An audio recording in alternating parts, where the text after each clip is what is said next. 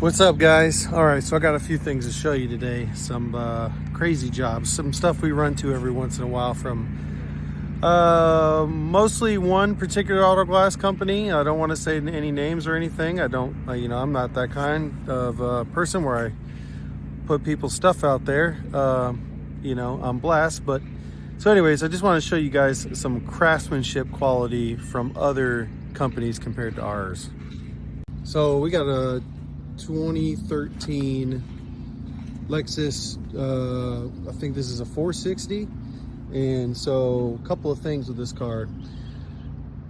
A customer came in complaining of wind noises, and we're like, okay, well, let's check it out, see what you got going on. I came out here and I've noticed so many different things. So first of all, you got a couple of heating lines. I don't know if you guys can see those heating lines, right? So you're supposed to put the heater down in here. There's a cord. You take all this off, all these plastics come off. You just plug in the heating element, voila, it works again, right? Well, instead of doing that, this company decided, who needs the heating wire? You paid for it, but why plug it in, or why even have it? So instead of taking all the plastic off, taking the extra time to actually do the job, you just cut the heating wire off. Perfect. Sometimes.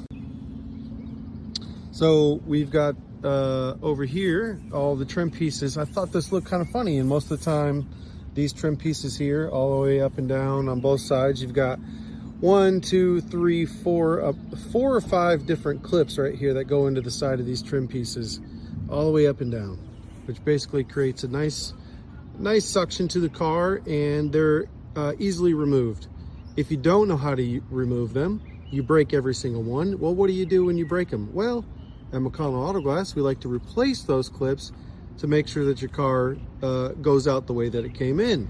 Well, if you don't have those clips, or you can't afford the clips, or you don't purchase the clips with the job, and you're just trying to hurry up and get the job done so that you can make time for the customer to get back on the road, but at the same time you just don't want to, I don't know what the explanation is. It doesn't make any sense to me.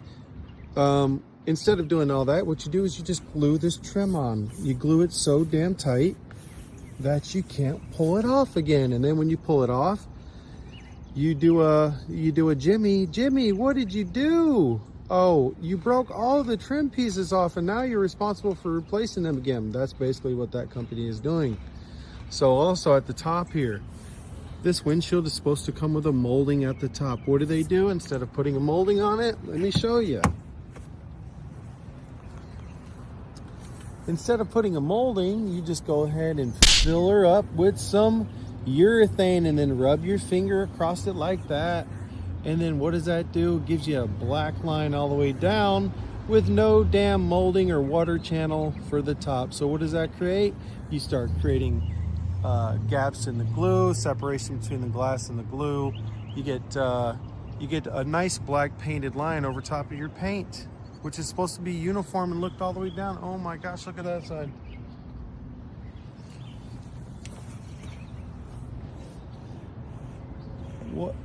What a hell of a job, let me tell you. So, yeah. Oh, I just don't even know what to say sometimes. But yeah, once you do that, you do not take it off. You do not put a trim piece on it. It just looks really, really bad. The water's not going where it's supposed to go. And then also, when you cut out up here, sometimes there are scratches from using the tools that we use to get the glass out. If there are scratches down here, you're supposed to prime them. Well, what they do is they just put some urethane over top of it, probably no primer. And when you do that, there's no rust inhibitor there that basically fills that crack so that it can't rust. And now in this situation, he's got a situation where he basically just filled it up with glue, and then water's going to get behind it, and now it's just going to sit there and rot and rust whatever you got on your car. So anyways, a couple of reasons why to use this. Like I said, I don't badmouth people. I don't tell other people about their own company and what they're doing. But for our company here at McConnell, we try to do our best. We're always replacing things that some other companies are doing. Some companies just don't care. They're just trying to get it in and out the door. The crazy thing was with this one, I told the customer, I said, you've got about It's probably about a $350 to a $400 windshield.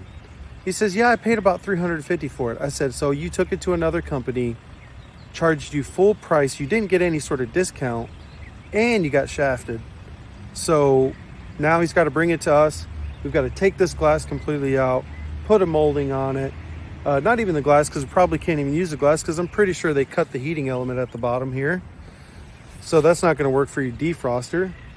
So I think we're going to have to replace this whole glass again. And what did the other company say? Well, he took it back. They put some more glue at the top because they said, oh, that's where the wind noise is coming from. Smoothed it over and sent him on his way. So I know there's that old saying, you know, you get what you pay for. I don't really like using it a whole lot because I'm not trying to embarrass people or whatever. But in this situation, it's pretty crummy. So anyways, like I said, I'm not going to say anyone's names or anything, but look at reviews. If you look at a lot of these reviews, a lot of customers with other companies will say craftsmanship, you know, their craftsmanship was really bad. They did a terrible job with this or that, or it looked really horrible when I got my car back. With our reviews, if you ever see a disgruntled employee, it's because we shut down during a tornado warning. We'll get a 1-star review from a customer that we shut down because of a tornado warning. So anyways, it's never about craftsmanship for us. We always are on top of our stuff. And like I said, I just wanted to point this out to you guys and let you see the facts here. Anyway, always use McConnell. That's the best advice I can give you. Bye.